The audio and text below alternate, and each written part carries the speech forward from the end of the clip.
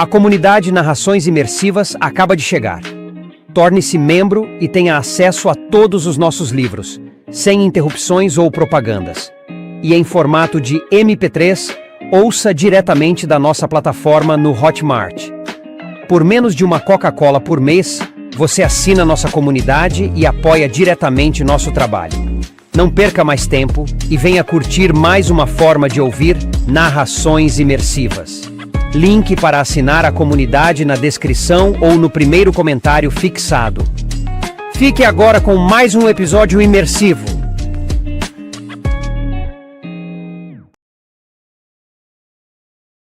The Witcher, a saga do bruxo Geralt de Rivia.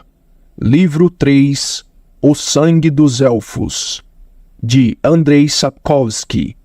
Narração, Mauro Ramos. Capítulo 6.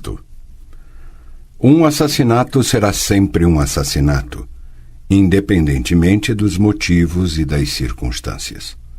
Assim, todos aqueles que matam ou preparam um assassínio são delinquentes e criminosos, não importando quem sejam, reis, príncipes, marechais ou juízes.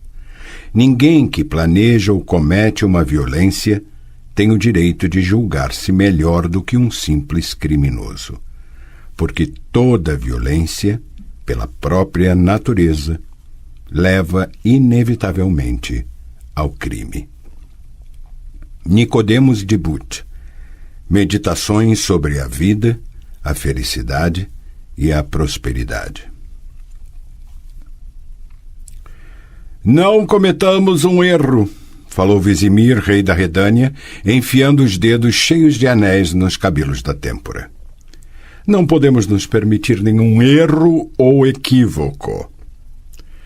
Os demais presentes permaneceram calados. Demawend, rei de Edirne, estava esparramado numa poltrona, olhando pensativamente para um caneco de cerveja equilibrado sobre sua barriga. Foltest, senhor de Temeria, Pontar, Marracan e Soden, e, havia pouco tempo, o principal protetor de Bruges, exibia o nobre perfil com a cabeça virada na direção da janela. Do lado oposto da mesa, Henselt, rei de Cadwyn, observava todos com os pequeninos olhos penetrantes brilhando no rosto coberto por uma espessa barba, o que fazia parecer mais um bandido do que um monarca. Maeve, rainha de Líria, brincava distraidamente com os enormes rubis de seu colar, contorcendo vez por outra os belos lábios carnudos num sorriso ambíguo. Não cometamos um erro, repetiu Vizimir, porque um erro pode nos custar muito caro. Vamos aproveitar a experiência alheia. Quando, há 500 anos, nossos antepassados desembarcaram nas praias, os elfos também enterraram a cabeça na areia. E nós fomos arrancando deles o país pedaço a pedaço. E eles recuaram, sempre achando que havíamos atingido a última fronteira, que não avançaríamos mais. Temos de ser mais espertos, porque agora chegou nossa vez. Agora os elfos somos nós. Os Nilfgaardianos estão parados à margem do Jaruga e eu ouço aqui, deixem que fiquem. Ouço, eles não vão avançar mais, mas eles vão avançar. Vocês verão. Repito, não cometamos o mesmo erro que cometeram os elfos. As gotas de chuva voltaram a bater na vidraça da janela e o vento uivou diabolicamente. A rainha Maeve ergueu a cabeça. Pareceu-lhe ter ouvido grasnidos de corvos e gralhas, mas era somente o vento. O vento e a chuva. Não nos compare aos elfos, falou Henselt de Cadwyn. Você nos desonra com tal comparação. Os elfos não sabiam combater, fugiam de nossos antepassados, escondendo-se nas montanhas e florestas. Os elfos não proporcionaram uma Soden aos nossos antepassados. Em contrapartida, já mostramos aos Nilfgaardianos o que significa provocar-nos. Não tente nos assustar com Nilfgaard, Vizimir. Não fique fomentando essa propaganda. Você diz que os Nilfgaardianos estão parados à margem do Jaruga? Pois eu lhe digo que eles estão do outro lado do rio como camundongos debaixo de uma vassoura, porque nós, em Soden, partimos sua espinha dorsal. Não só foram derrotados militarmente, como, acima de tudo, moralmente. Não sei se é verdade que, naquela época, Emir Var Emreis era contrário a uma agressão de tais proporções e que o ataque a Sintra foi o trabalho de um partido de oposição a ele. Suponho que, caso tivesse conseguido nos derrotar, ele teria batido palmas e distribuído concessões e privilégios. Mas, depois de Soden, ficou repentinamente claro que ele havia sido contrário e que tudo o que acontecera fora por culpa da insubordinação dos marechais. E cabeças rolaram. E muito sangue escorreu dos cadafalsos. Trata-se de fatos concretos e não de boatos ou fofocas. 8 execuções sumárias e muitas outras penas menores. Uma porção de mortes aparentemente naturais, mas claramente suspeitas, além de uma enxurrada de aposentadorias inesperadas. Afirmo-lhes que Emhyr teve um acesso de fúria e praticamente extinguiu toda a sua oficialidade. Quem então vai conduzir seu exército? Centuriões? Não centuriões, falou Demowen de Edirne secamente. Quem vai conduzi-los serão os jovens e talentosos oficiais que por muito tempo aguardam essa oportunidade e que Emhyr tem treinado há anos. Os mesmos a quem os velhos marechais não permitiam que assumissem o comando de tropas nem que fossem promovidos. Jovens e talentosos oficiais sobre os quais já se ouve falar. Os mesmos que esmagaram os levantes de Metina e Nazair e que em pouco tempo acabaram com os rebeldes de Ebbing. Comandantes que sabem dar o devido valor às manobras flanqueadoras, às avançadas cargas de cavalaria, aos rápidos deslocamentos de infantaria e aos repentinos desembarques de tropas no território inimigo. Líderes militares que desferem golpes fulminantes em lugares previamente escolhidos e que, ao assaltarem fortalezas, usam as mais modernas técnicas em vez de se apoiarem nos incertos efeitos da magia. Tudo com o que eles sonham é ter a oportunidade de atravessar o Jaruga e provar que aprenderam algo com os erros dos velhos marechais. Se eles aprenderam algo, disse Henselt, dando de ombros, então não vão atravessar o Jaruga. A foz do rio na fronteira entre Sintra e Verden ainda é controlada por Erbil e suas 3 fortalezas, Nastrog, Rosorog e Bodrog. Essas fortalezas não são fáceis de tomar e nada servirão às tais técnicas modernas. Nosso flanco é protegido pela frota de Ethain de Sidaris, graças à qual controlamos a costa, e também graças aos piratas de Skellig. Como vocês devem estar lembrados, o Duque Crash Ankrait não assinou nenhum cessar-fogo com Nilfgaard, atacando, saqueando e incendiando seus fortes e assentamentos costeiros. Os Nilfgaardianos deram-lhe um apelido: Thirt Is Muir, o javali do mar. Assustam as criancinhas com ele. Assustar crianças Nilfgaardianas, Vizimir franziu o senho, não garantirá nossa segurança. Não, concordou Henselt. O que a garantirá é algo diverso. O fato de não ter controle sobre a foz do rio e a costa, aliado a um flanco desprotegido, faz com que Emir Van Emreis não tenha condições de abastecer as tropas que decidirem passar para a margem direita do Jaruga. Avançadas cargas de cavalaria e rápidos deslocamentos de infantaria? Não me façam rir. 3 dias depois de atravessar o rio, todo o exército ficará atolado no mesmo lugar. Metade dele vai sitiar as fortalezas, enquanto o resto vai se dispersar em busca de alimentos e saque. E quando sua famosa cavalaria já tiver comido a maior parte de seus cavalos, nós lhe daremos uma segunda Soden. Com os diabos! Como eu gostaria que eles atravessassem o rio! Mas não temam, eles não o farão. Suponhamos, falou repentinamente Maeve de Líria, que eles não atravessem o Jaruga. Suponhamos que Nilfgaard fica apenas esperando. Não deveríamos nos perguntar a quem isso seria mais vantajoso? A ele ou a nós? Quem pode se permitir uma espera sem fim? E quem não tem condições para isso? Perfeito! Vizimir aproveitou a deixa. Como sempre, Maeve fala pouco, mas atinge o âmago da questão. Emir dispõe de todo o tempo do mundo, meus senhores, e nós não. Será que não veem o que está se passando? 3 anos atrás, Nilfgaard deslocou uma pedrinha no sopé da montanha e aguarda calmamente a vinda de uma avalanche. Não faz nada a não ser aguardar, enquanto novas pedrinhas vão se soltando da montanha. Porque aquela primeira pareceu a muitos uma rocha impossível de mover. Mas, quando ficou claro que bastava dar-lhe um empurrãozinho, logo surgiram outros pensando numa avalanche. Desde os Montes Roxos até Bremerwood, vagueiam comandos élficos. Já não se trata de uma guerrilha, e sim de uma guerra de verdade.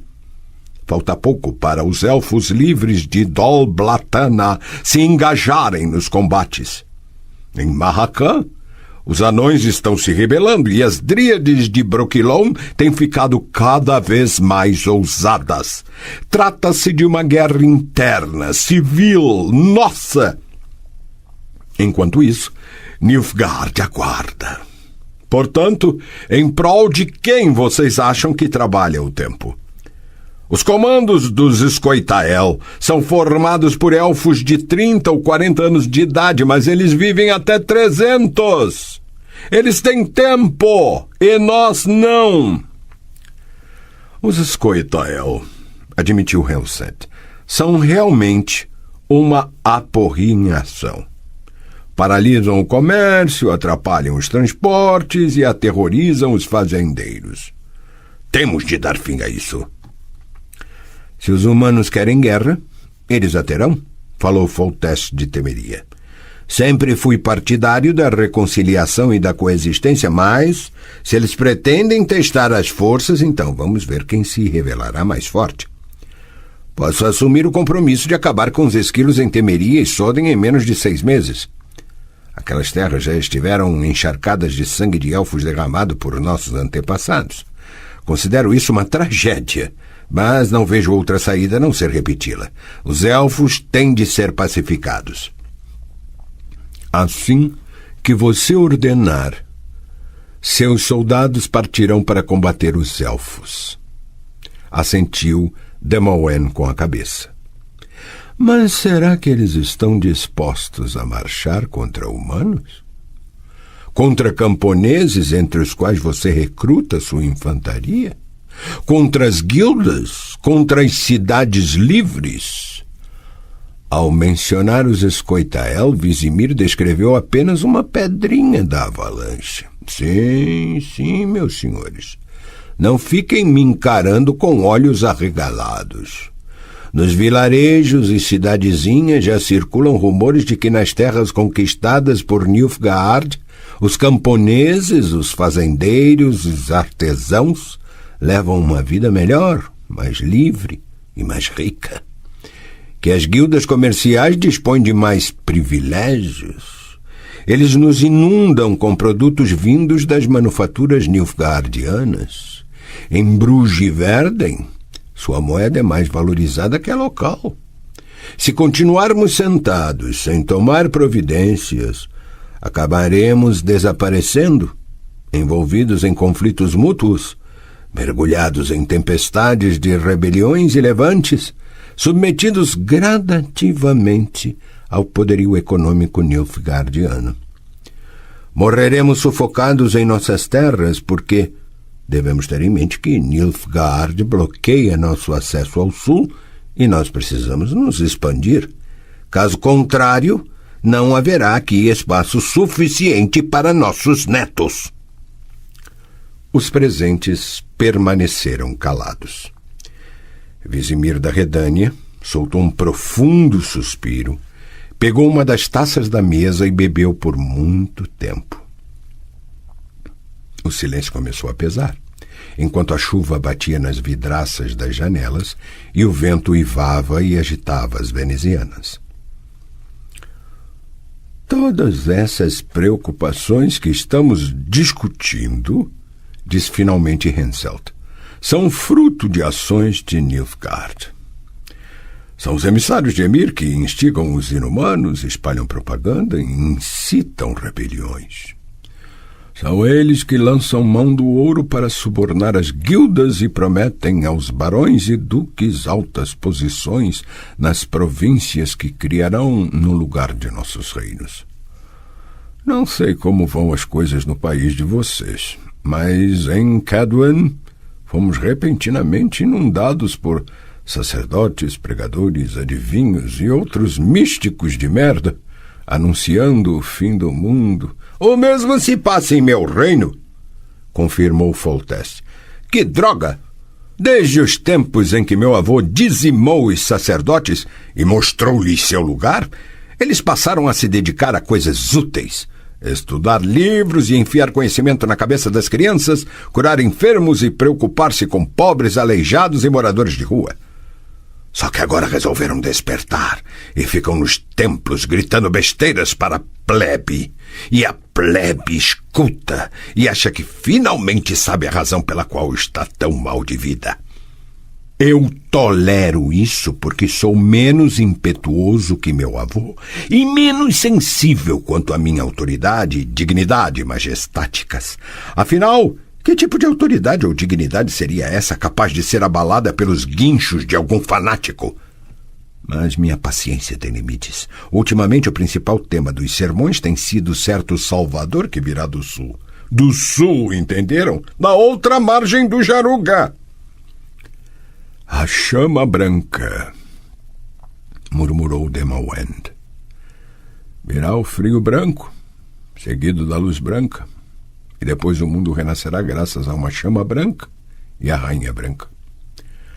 Também ouvi isso. Trata-se de um arremedo da profecia de Itlin Aep Evanian, a Sibila dos Elfos.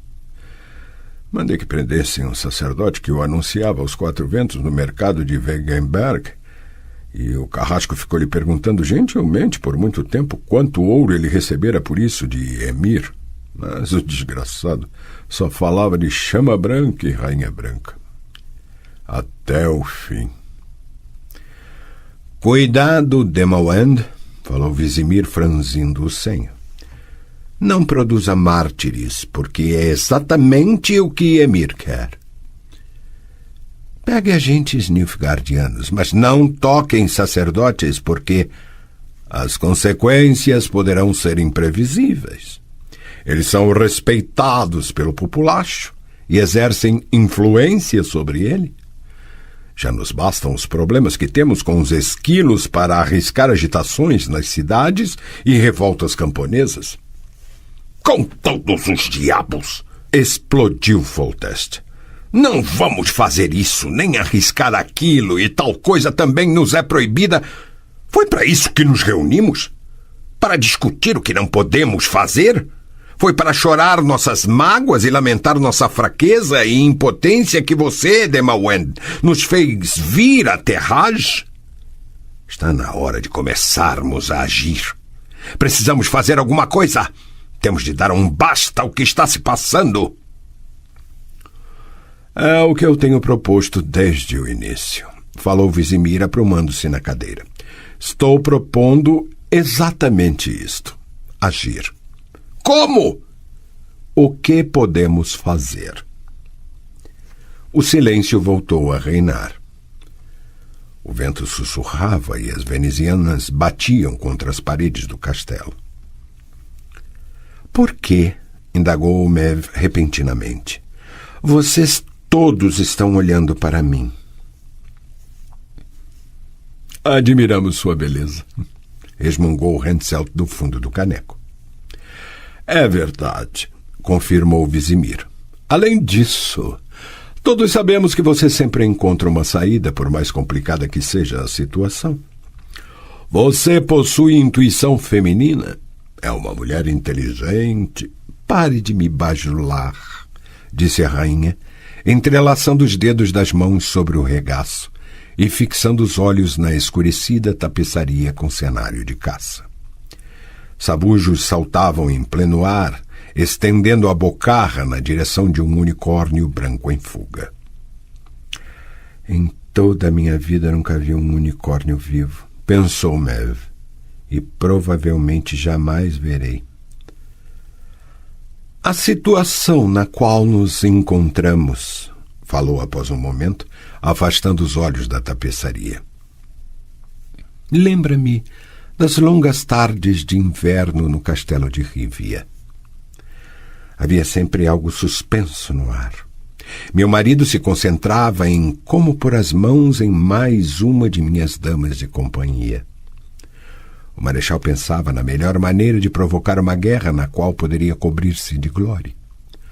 O feiticeiro imaginava que era o rei. Os serviçais não tinham vontade de servir, o bobo da corte ficava tristonho, soturno e terrivelmente maçante, os cães uivavam de melancolia e os gatos dormitavam, não dando a mínima atenção aos ratos que andavam sobre as mesas. Todos esperavam por algo. Todos lançavam olhares mal-humorados em minha direção. E aí eu lhes mostrava. Eu lhes mostrava do que era capaz, a ponto de as muralhas tremerem e os ursos das redondezas despertarem da hibernação. E os pensamentos tolos sumiam como por encanto da mente de todos. De repente, todos se davam conta de quem reinava ali. Ninguém se pronunciou. O vento uivou mais forte. Os guardas nas muralhas continuavam gritando regularmente. As batidas das gotas de chuva sobre a moldura plúmbea das janelas transformaram-se num violento estacato. Nilfgaard olha e aguarda, continuou Maeve devagar, brincando com o colar. Nilfgaard observa. Algo está suspenso no ar e em muitas cabeças nascem ideias bobas. Assim, devemos mostrar a todos do que somos capazes. Vamos mostrar quem é realmente rei. Vamos sacudir os muros do castelo afundado no marasmo de inverno. Esmagar os esquilos, falou Henselt rapidamente. Começar uma operação bélica conjunta? Dar um banho de sangue nos inumanos, que os rios Pontar, Gwenlech e Buina fluam da nascente à foz com o sangue dos elfos. Enviar uma expedição punitiva para abafar os elfos livres de Dol Blatana, acrescentou Demawend enrugando a testa. Introduzir forças intervencionistas em Mahakan. Permitir finalmente a Ervil de Verden que se lance contra as dríades em Brokilon. Sem um banho de sangue. E quanto aos sobreviventes, deportá-los para reservas. Atiçar Krach Ankrait contra a costa nilfgaardiana, pegou a deixa Vizimir. Apoiá-lo com a frota de Etaim de Cidaris e fazer com que incendeie a região, desde o Jaruga até perto de Ebbing. Uma demonstração de força. É pouco, Foltest meneou a cabeça. Tudo isso não será suficiente. Vai ser preciso. Sei o que vai ser preciso. Então diga logo. Sintra. O quê? Retomar Sintra dos Nilfgaardianos. Atravessar o Jaruga e atacar de surpresa agora, quando menos esperam. Expulsá-los de volta para além de Mar Nadal. De que modo? Acabamos de dizer que as tropas não estão em condições de atravessar o Jaruga, as Nilfgaardianas. Mas as nossas controlam o rio. A foz está em nosso poder. Dispomos de linhas de abastecimento livres e temos o flanco defendido por Skellige, Cidaris e a fortaleza em Verden. Para Nilfgaard, transportar 40 ou 50 mil homens através do rio é um esforço e tanto, enquanto nós podemos levar à margem esquerda muitos mais. Não me olhe assim de boca aberta, Vizimir. Você não queria uma coisa que interrompesse a espera? Algo espetacular? Uma coisa que fizesse com que voltássemos a ser reis de verdade? Pois essa coisa será Sintra. Sintra vai nos consolidar porque Sintra é um símbolo. Lembrem-se do que se passou em Soden. Não fosse o massacre perpetrado na cidade e o martírio de Calante, não teríamos obtido a vitória. As forças eram parelhas. Ninguém poderia imaginar que nós os esmagaríamos de tal maneira. Mas nossos homens atiraram-se à garganta dos inimigos como lobos, como cães raivosos, para vingar a morte da leoa de Sintra. E ainda há pessoas cuja sede de sangue não foi suficientemente aplacada com o que foi vertido no campo de Soden. Pensem em Krach-an-Kreit, o javali do mar. É verdade, concordou Demowend. Krach jurou uma vingança sangrenta a Nilfgaard, pois Eist Tuirser, morto na batalha de Marnadal, e por Calante. Se nós atacarmos a margem esquerda, Krach nos apoiará em todas as forças de Skellige. Pelos deuses, isso nos dará uma chance de vitória. Apoio totalmente a tese de Foltest. Não vamos esperar, vamos atacar imediatamente e libertar Sintra e expulsar os filhos da puta para além do passo de Amel. Calma, rosnou Henselt. Em primeiro lugar, não se apressem em puxar os bigodes do leão, porque o leão ainda não está morto. Em segundo, se atacarmos antes, ficaremos na posição de agressores. Teremos quebrado o cessar-fogo firmado por nós com nossos selos. Não seremos apoiados nem por Niedamir e sua liga, nem por Esteratheisen. Não sei como Etaim de Cidaris vai se comportar. Nossas guildas de artesãos, os comerciantes e a nobreza se pronunciarão contra uma guerra de agressão. E, acima de todos, os feiticeiros. Não se esqueçam dos feiticeiros. Os feiticeiros não apoiarão um ataque à margem esquerda, afirmou Vizimir. O cessar-fogo foi obra de Vilgefortz de Roggevin. Todos nós sabemos que, em seus planos, o cessar-fogo é apenas o primeiro passo para um tratado de paz permanente. Vilgefortz não apoiará uma guerra. E o capítulo, acreditem, fará o que Vilgefortz mandar. Depois de Soden, ele é a pessoa mais importante do capítulo. Os outros magos podem falar o que quiserem, mas lá é ele quem toca o primeiro violino. Vilgefortz! Vilgefortz! Indignou-se Foltest. Esse mago cresceu demais ultimamente. Começa a me irritar o fato de levarmos em consideração os planos de Vilgefortz e do capítulo, planos que, aliás, desconheço e não compreendo. Mas tudo tem uma solução, meus senhores. O que vocês diriam se a agressão partisse de Nilfgaard? Em Dol Angra, por exemplo, um ataque a Edirne e Líria. Poderíamos arranjar isso, uma encenação, uma provocaçãozinha, um incidente numa fronteira causado por ele. Digamos, um ataque a um forte fronteiriço. É óbvio que estaremos preparados e reagiremos decididamente e com força, com a aprovação total de todos, até de Vilgefortz e todo o resto do capítulo dos feiticeiros. E aí, quando Emir var Enreis desviar o olhar de Soden e Trasgios, os sintrenses que emigraram ou fugiram para Bruges e estão se organizando sob o comando de Vicegerd vão querer seu país de volta. São mais de 8.000, todos armados. Poderia haver melhor ponta de lança? Eles vivem nutrindo a esperança de reconquistar sua pátria, da qual tiveram de fugir. Anseiam por lutar. Estão prontos para atacar a margem esquerda. Apenas aguardam um sinal. Um sinal confirmou Mev. E uma promessa de que serão apoiados. Porque para dar conta de 8.000 homens, basta a Emir lançar mão de suas guarnições fronteiriças, sem precisar convocar reforços. Vicegerd está ciente disso e não se moverá enquanto não tiver certeza absoluta de que logo atrás dele desembarcarão na margem esquerda as tropas de Foltest apoiadas por corpos redâneos. Mas antes de tudo, Vicegerd aguarda a leoazinha de Sintra. Parece que a neta de Calante escapou do massacre. Aparentemente alguém a viu entre os fugitivos, só que mais tarde a criança desapareceu misteriosamente. Os emigrantes procuram-na incessantemente, porque precisam de alguém com sangue real para ocupar o trono de Sintra, com sangue de Calante. Bobagem, falou Foltest friamente. Passaram-se mais de 2 anos. Se a criança não apareceu até agora, quer dizer que não está viva. Podemos esquecer essa lenda. Não há mais Calante, não existe nenhuma leoazinha, não há sangue real ao qual é devido o trono. Sintra jamais voltará a ser o que foi à época da leoa.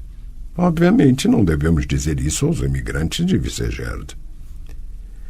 O que quer dizer que você pretende enviar os guerrilheiros sintrenses para a morte certa?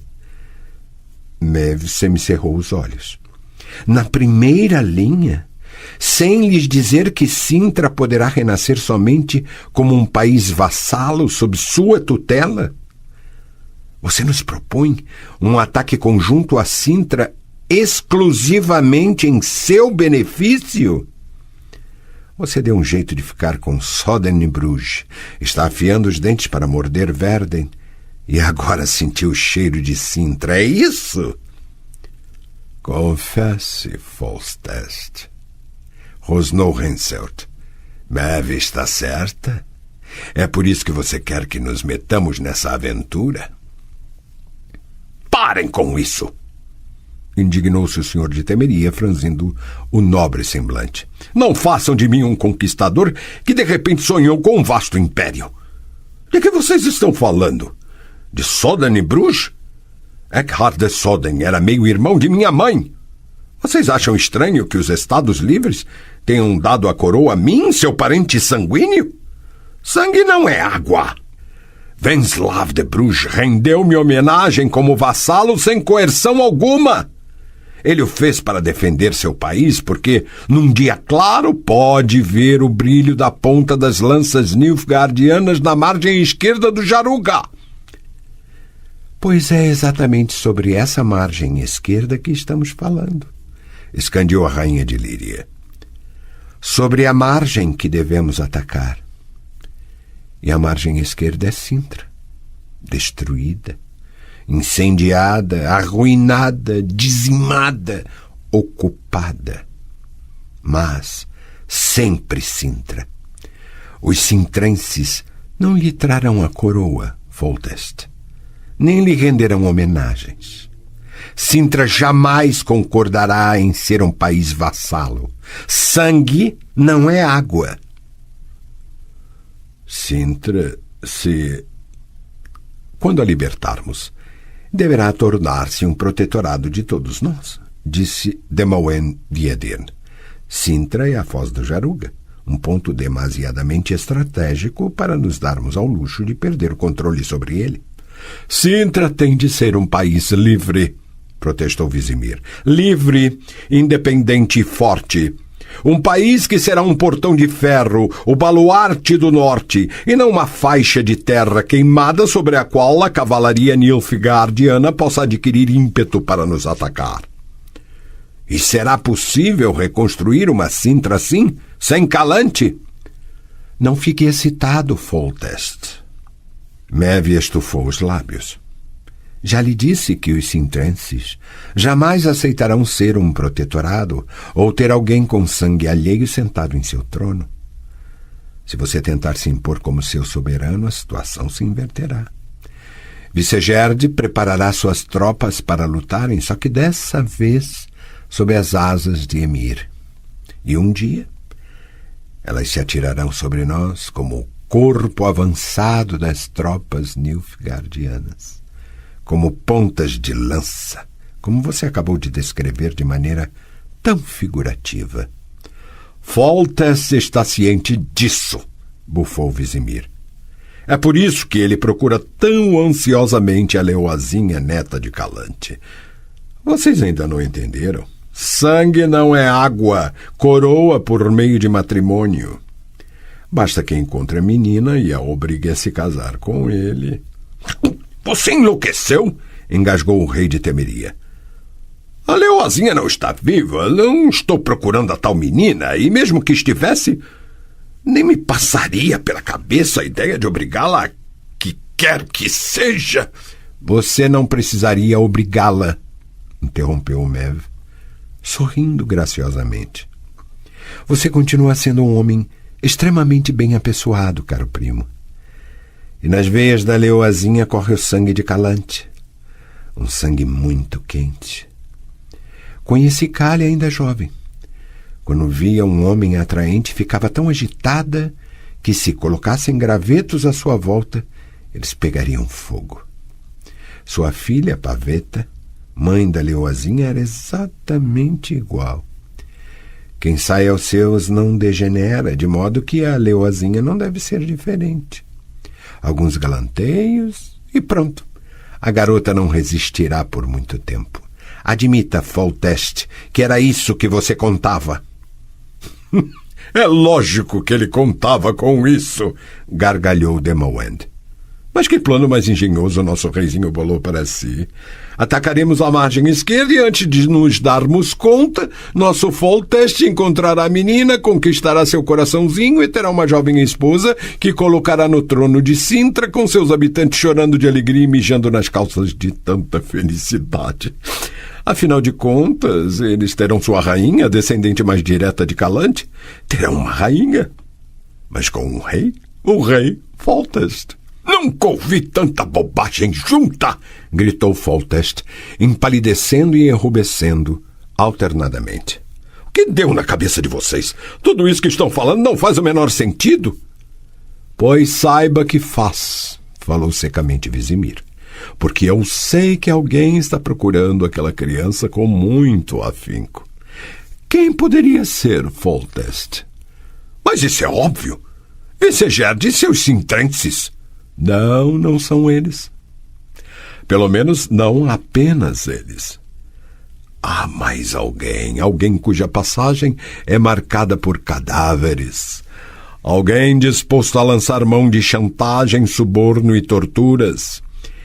E, já que estamos falando disso, por acaso um cavalheiro chamado Riens está a serviço de um de vocês?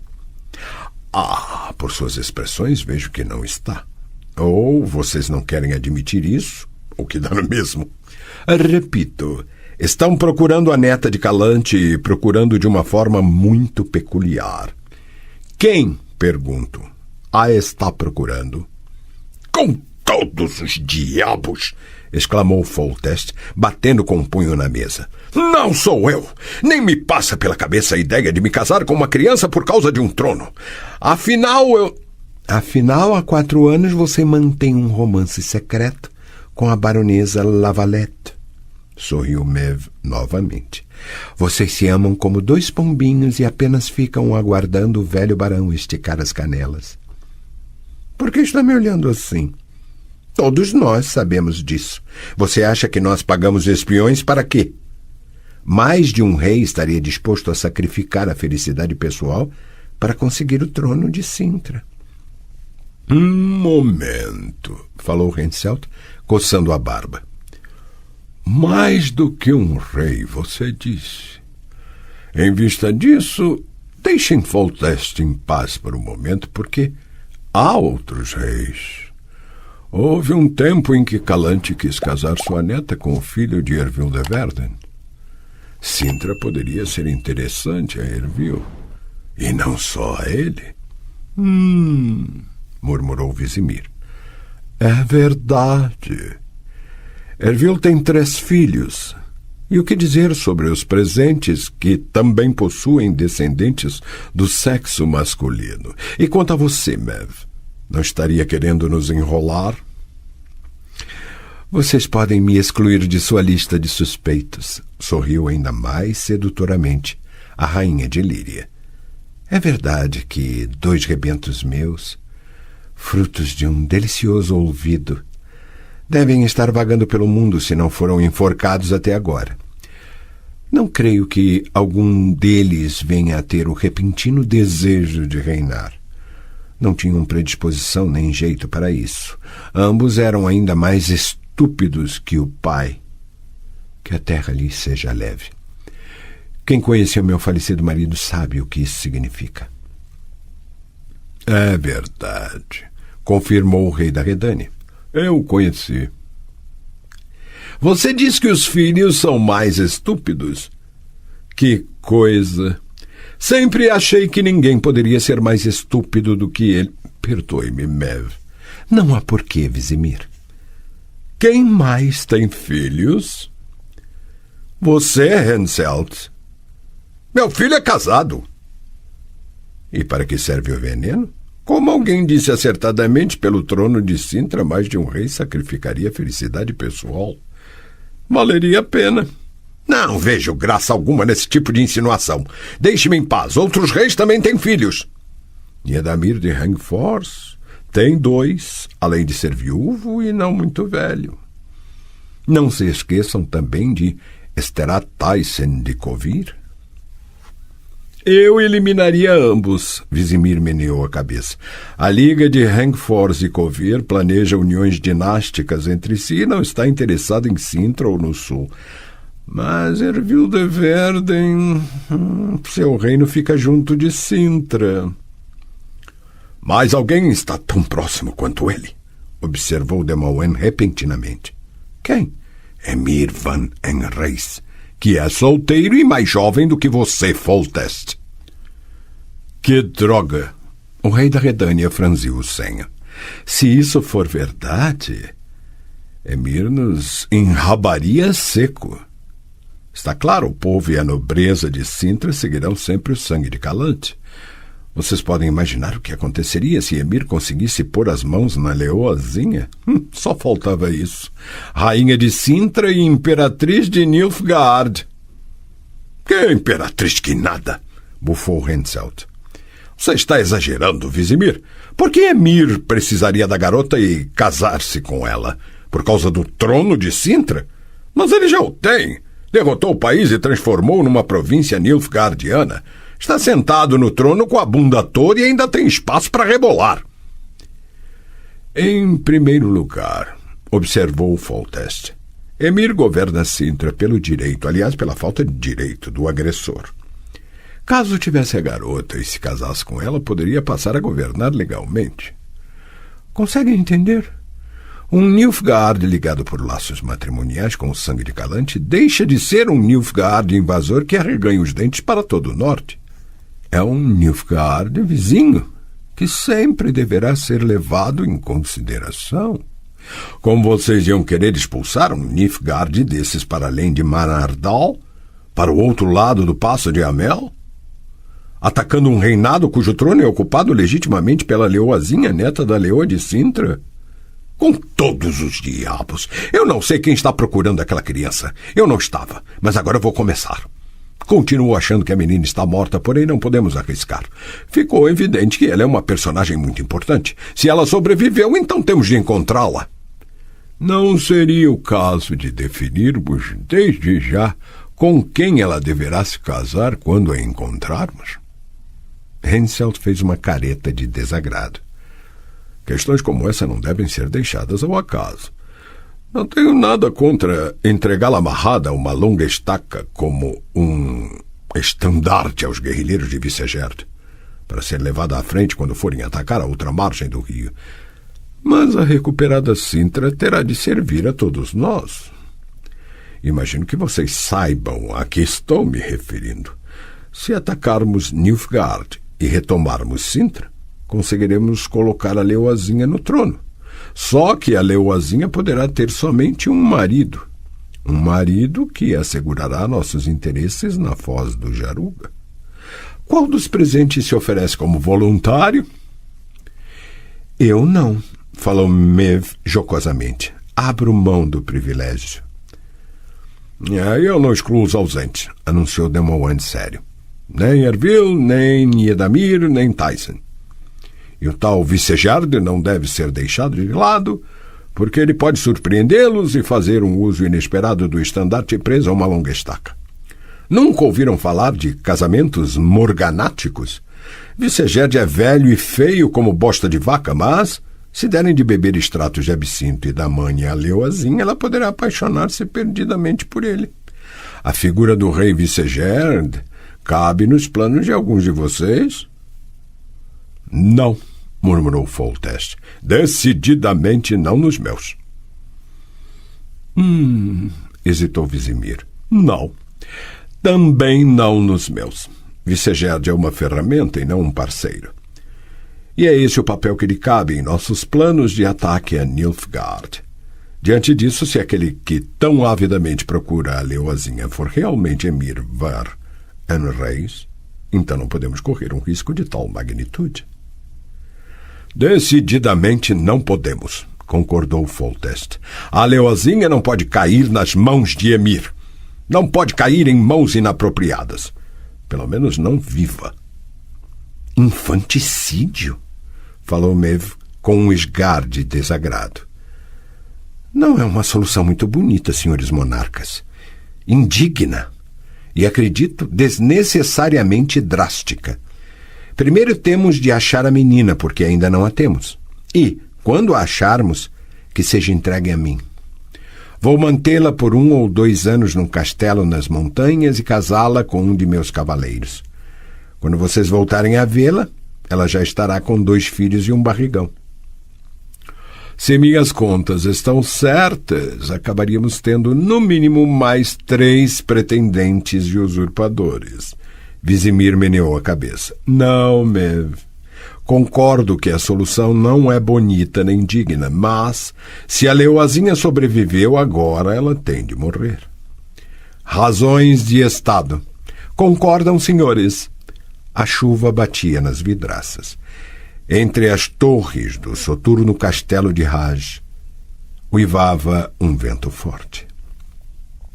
Os reis permaneceram calados. Vizimir, Foltest, Demowend, Henselt e Mev, repetiu o marechal. Eles se reuniram secretamente à beira do Pontar, no castelo de Raj, para maquinar alguma coisa. Quão simbólico! Falou sem se virar da janela, um esbelto homem moreno metido num gibão de pele de alce com marca de armadura e manchas de ferrugem.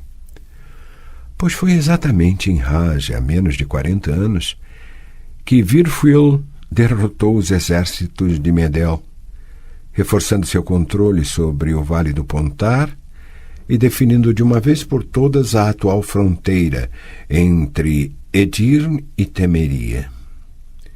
E eis que hoje Demowend, filho de Virfuil, convida Foltest, filho de Medel, para visitá-lo em Raj, na companhia de Vizimir de Tretogor, Henselt de Ard-Kahaiv e a viúva alegre Mev de Líria. Encontram-se às escondidas e tramam algo. Você consegue adivinhar o que estão tramando, Coehorn? Consigo, respondeu o marechal sucintamente, não dizendo mais nada. Sabia que o homem junto da janela não suportava que alguém fosse eloquente demais em sua presença ou fizesse qualquer comentário sobre fatos evidentes. Não convidaram Etaim de Cidares, disse o homem de gibão de alce, cruzando as mãos às costas, caminhando desde a janela até a mesa e retornando ao mesmo lugar. Nem Ervil de Verden. Não convidaram Estera Tyson nem Niedamir. O que significa que eles se sentem muito fortes ou muito inseguros. Não convidaram ninguém do capítulo dos feiticeiros. Isso é interessante e significativo. Coerhurn, faça com que os feiticeiros tomem conhecimento dessa reunião. Quero que saibam que seus monarcas não os tratam como iguais. Tenho a impressão de que os feiticeiros do capítulo nutriam dúvidas a esse respeito. Disperse-as. Sim, Alteza. Alguma notícia de Rience? Nenhuma. O homem permaneceu junto da janela por bastante tempo, olhando para as colinas molhadas pela chuva. Coerhurn ficou esperando, abrindo e fechando nervosamente as mãos sobre a empunhadura de sua espada. Temia ser obrigado a ouvir um longo monólogo. O marechal sabia que aquele homem junto da janela considerava um monólogo seu uma conversa, e o ato de conversar com alguém uma honra e prova de confiança. Mesmo sabendo disso, continuava não gostando de ouvir monólogos. O que acha deste país, governador? Já conseguiu gostar de sua nova província? Coerhurn foi pego de surpresa. Não esperava por aquela pergunta e, antes de responder, pensou bastante. Uma demonstração de insinceridade ou de indecisão poderia custar-lhe muito caro. Não, Alteza, não consegui. Este país é muito soturno. Ele já foi diferente, respondeu o homem, ainda sem se virar da janela. E voltará a ser diferente. Você vai ver. Você ainda vai ver uma Cintra linda e alegre, Coerhurn. Prometo-lhe. Mas não fique triste, pois não pretendo mantê-lo aqui por muito tempo. Acharei alguém para assumir o posto de governador desta província. Precisarei de você em Dol Angra. Você partirá imediatamente após o esmagamento da rebelião. Será necessária a presença em Dol Angra de alguém que seja responsável, que não se deixe ser provocado. A viúva alegre de Líria ou Demawend, eles vão querer nos provocar. Você terá de manter os jovens oficiais com rédeas curtas. Esfriar a cabeça deles. Somente permitirá que sejam provocados quando eu der uma ordem nesse sentido. Não antes. Sim, Alteza. Da antecâmara chegou a eles o som de armas e esporas, além de vozes exaltadas. Alguém bateu à porta. O homem de gibão de alce virou-se da janela e fez um gesto de aprovação com a cabeça. O marechal, após uma leve mesura, saiu do aposento. O homem retornou à mesa, sentou-se e inclinou a cabeça sobre uma pilha de mapas. Ficou examinando-os por bastante tempo e então apoiou a testa nas mãos entrelaçadas. Sob a luz das velas, o gigantesco brilhante de seu anel lampejou com milhares de faíscas. Vossa Alteza! A porta rangeu levemente. O homem não mudou de posição, mas o marechal notou que suas mãos tremeram ligeiramente. Percebeu isso por causa do relampejo do brilhante. Devagar e com maior cuidado, fechou a porta atrás de si. Alguma novidade, Coerhurn? Talvez de Rience? Não, Alteza, mas trago boas notícias. A rebelião na província foi totalmente sufocada. Destroçamos os rebeldes. Somente um punhado deles conseguiu fugir para Verden. Pegamos seu líder, o duque Vinhaldreathre. Muito bem, disse o homem, ainda com a cabeça apoiada nas mãos. Vinhaldreathre. Mande decapitá-lo. Não. Não decapitá-lo. Matá-lo de outra maneira. Espetacular, demorada e o mais cruenta possível. E em público, evidentemente. Precisamos dar um castigo exemplar, algo que assuste os outros. Apenas lhe peço, Coehorn, que me poupe os detalhes. Não precisa se esforçar em descrições pictóricas. Elas não me proporcionam nenhum prazer. O marechal engoliu em seco. Também não encontrava prazer naquilo. Definitivamente nenhum prazer. Diante disso, decidiu transferir a execução da tarefa a especialistas, sem pretender pedir detalhes e menos ainda estar presente ao ato.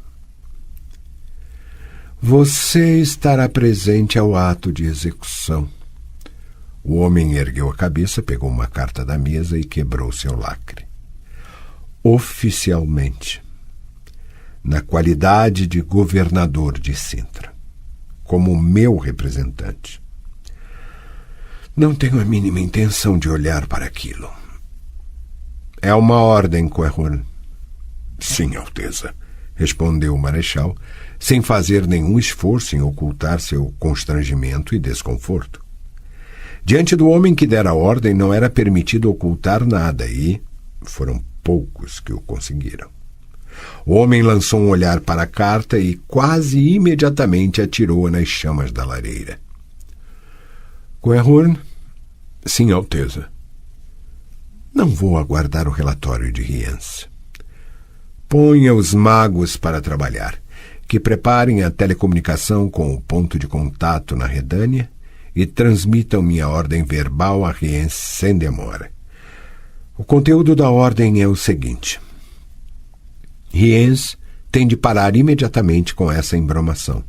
Tem de parar de brincar com o bruxo, porque isso pode acabar muito mal. Ninguém brinca com o bruxo. Eu conheço o Coehorn.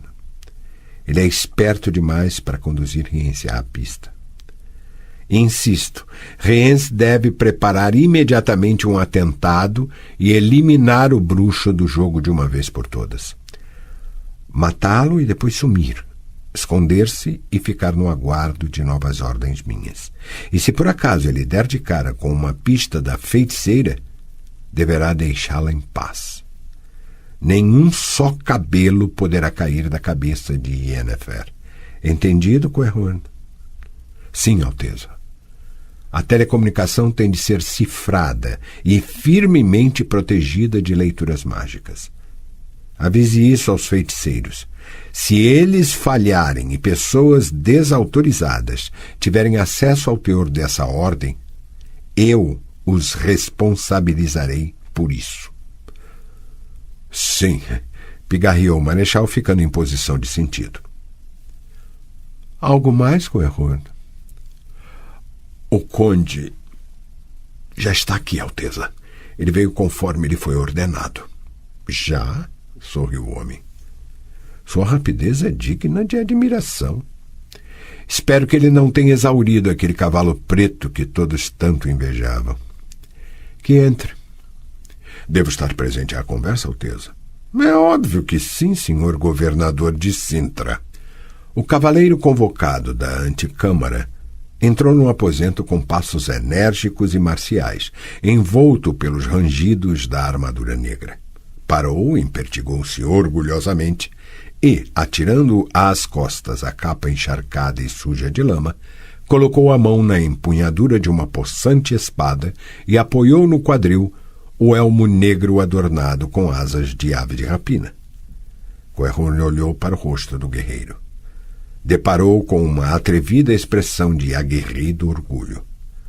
Não encontrou nenhum sinal que seria de esperar no rosto de um homem que passara trancado os últimos 2 anos numa torre, lugar do qual, como tudo parecia indicar, somente sairia direto para o cadafalso. O marechal deu um discreto sorriso. Sabia que o desprezo pela morte e a indômita coragem dos jovens resultavam exclusivamente de sua falta de imaginação. Sabia disso como ninguém, porque no passado ele mesmo fora um desses jovens. O homem sentado atrás da mesa apoiou o queixo nas mãos entrelaçadas e olhou atentamente para o cavaleiro. O jovem retesou-se como uma corda de violino. Para que tudo fique claro, disse-lhe o homem, saiba que o erro que você cometeu nesta cidade 2 anos atrás não lhe foi perdoado de maneira alguma. Você terá mais uma chance e receberá mais uma ordem. A forma como você vai executá-la influirá em minha decisão quanto a seu futuro. Nenhum músculo se moveu no rosto do cavaleiro, assim como não se moveu uma só pluma do elmo apoiado em seu quadril.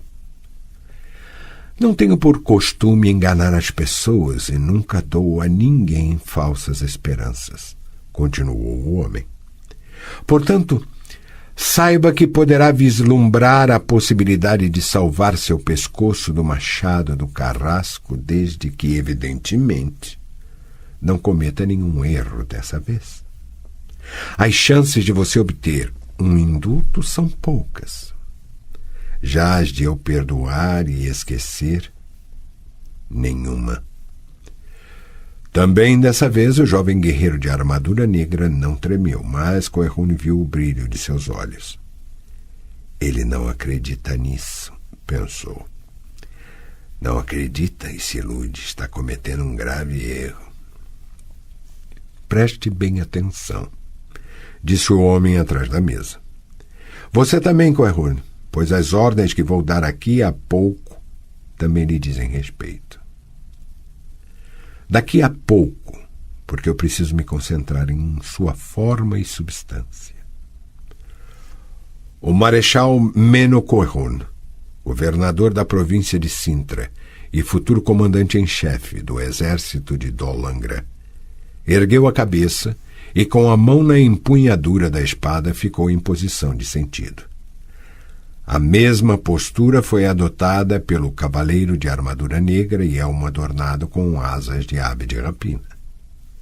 Ambos ficaram aguardando, em silêncio, pacientemente, como se deviam aguardar as ordens cuja forma e substância eram objeto da concentração do imperador de Nilfgaard, Emir var Enreis. Deitvet Aden en Karn e Morvud, a chama branca dançante sobre mamoas dos inimigos. Ciri acordou.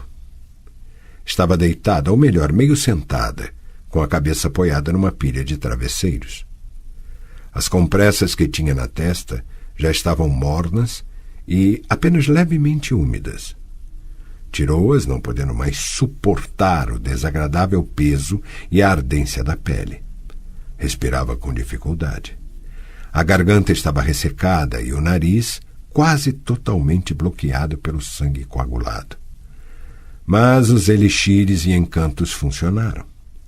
A dor que, algumas horas atrás, obscurecia a visão e parecia querer explodir o crânio, acabou cedendo, deixando atrás de si apenas uma pulsação embotada e a sensação de um aperto nas têmporas. Tocou cuidadosamente o nariz com o dorso da mão. Já não sangrava.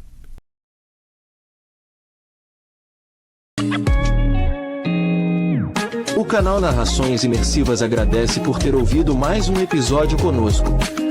Acompanhe nossa página no Instagram e fique por dentro de todas as novidades do canal. E se você vê valor nesse projeto, considere apoiá-lo. Faça parte da nossa comunidade no Hotmart. Até a próxima com mais uma narração imersiva.